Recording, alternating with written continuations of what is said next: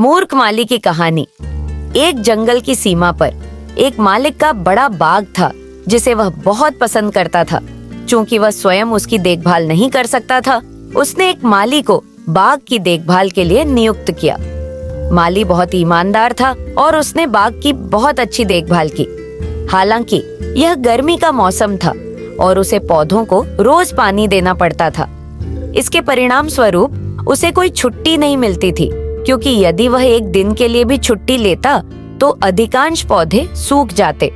जब भी वह मालिक के पास एक दिन की छुट्टी के लिए जाता, मालिक गुस्से में कहता, आपकी अनुपस्थिति में पौधों को कौन पानी देगा?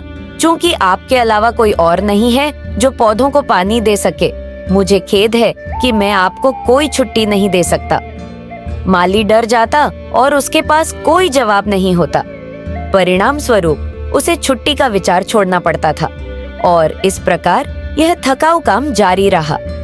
एक दिन जब माली के गांव में वार्षिक मंदिर महोत्सव होना था, वह उत्सुक था और उत्सव में भाग लेना चाहता था।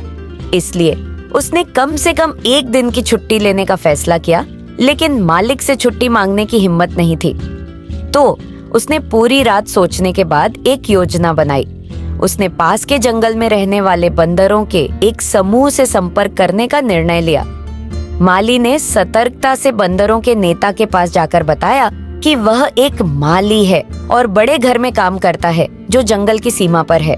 उसने उस घर की ओर इशारा किया और बंदरों के नेता ने स्वीकृति में सिर हिलाया। माली ने कहा कि घर मालिक का है और वह एक क्रूर और निर्दयी आदमी है। उसने आगे कहा कि मालिक ने उसे एक दिन की भी छुट्टी नहीं दी। फिर माली ने बंदरों के नेता के सामने अपनी परेशानी रखी। उसने कहा, कल मेरे गांव में एक बड़ा त्योहार है और मैं भाग लेना चाहता हूँ। क्या आप मेरी मदद कर सकते हैं? बंदरों का नेता थोड़ी चौंक गया, क्योंकि उसे यह समझ नहीं आ रहा था कि वह गरीब माली की मदद कैसे कर सकता है। उसने माली से पूछा, मैं या मेरे लोग आपकी किस तरह मदद कर सकते हैं? माली ने अपनी योजना समझाई। एक दिन के लिए कल से कृपया आप और आपके लोग मेरी देखभाल करें। उसने आगे कहा कि वह बंदरों को बर्तन और मिट्टी के बर्तन देगा और उन्हें सिर्फ इतना करना होगा कि वे उन्हें नदी तक ले जाएं, भरें और फिर प्रत्येक पौधे को पानी दें। बंदरों के नेता ने माली की दुख भरी कहानी सुनकर उसे दया की और कहा, चिंता मत करो, आप त्योहार में जाओ, हम आपकी देखभाल करेंगे। माली ने राहत की सांस ली और खुश होकर बंदरों को कुछ बर्तन और मिट्टी के बर्तन दिए और जल्दी से अपने गांव के त्योहार में भाग लेने के लिए निकल पड़ा। हालांकि बंदरों को एक समस्या थी। उन्हें यह समझ में नहीं आया कि प्रत्येक पौधे में कितना पानी डालना है, क्योंकि उन्होंने माली से पूछना भूल गए थे। इसलिए उन्होंने नेता से संपर्क किया और अपनी समस्या बताई।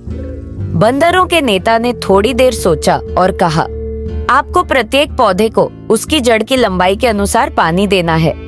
उसके साथ ही बंदरों ने नेता से पूछा कि वे जड़ों की लंबाई कैसे जानेंगे।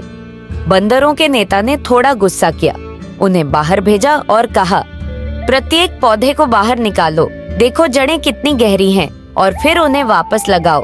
फिर प्रत्येक पौधे को उसी अनुसार पानी दो। बंदरों ने अपने नेता की बुद्धिमत्ता की प्रशंसा की और काम पर लग गए। बंदरों ने जैसे ही सलाह का पालन किया, उन्होंने प्रत्येक पौधे को बाहर निकाला, जड़ों की लंबाई देखी और पौधों को हजमात में वापस लगा दिया और पानी डालना शुरू कर दिया।